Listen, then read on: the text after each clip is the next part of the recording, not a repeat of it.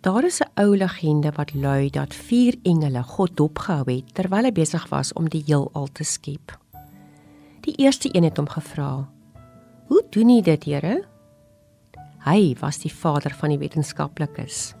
Die tweede een wou weet: "Hoekom doen jy dit?" Hy was die vader van die filosowe. Die derde engel het gevra: "Kan ek u dalk help?" Hy was die vader van die filantrope.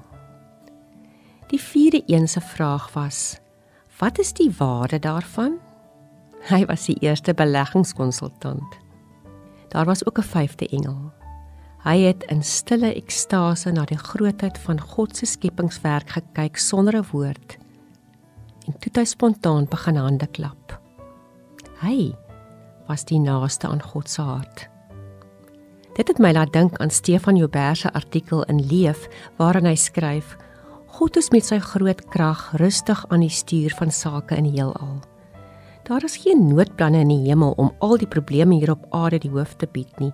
Geen geskarrelde engele wat krisisbestuur doen of sirenes wat gedurig afgaan om die een ramp na die ander aan te kondig nie.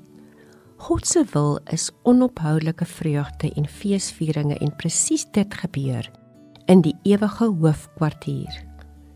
Die psalmdigter sê so mooi in Psalm 89 vers 6: Die hemel loof u wondermag, Here, die hemelinge loof u trou. Dis waar dat God se handewerk hier op aarde al ernstig beskadig is.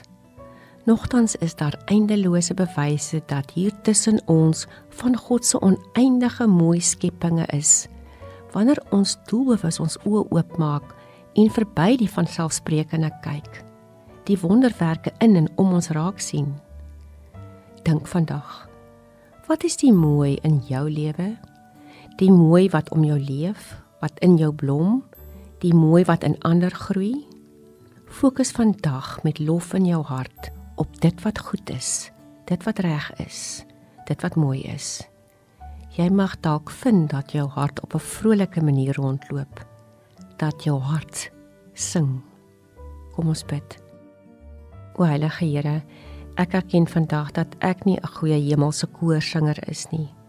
Baie keer meld ek nie eens aan by die kooroefeninge nie.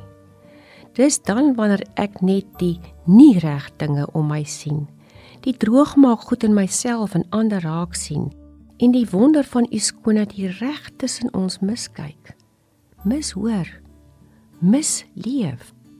Vandag maak ek my oë, ore en my hart oop vir die manier hoe u hemel hier op aarde grond raak, hier in my gewone lewe, waar ek elke dag eintlik aan u heiligheid raak.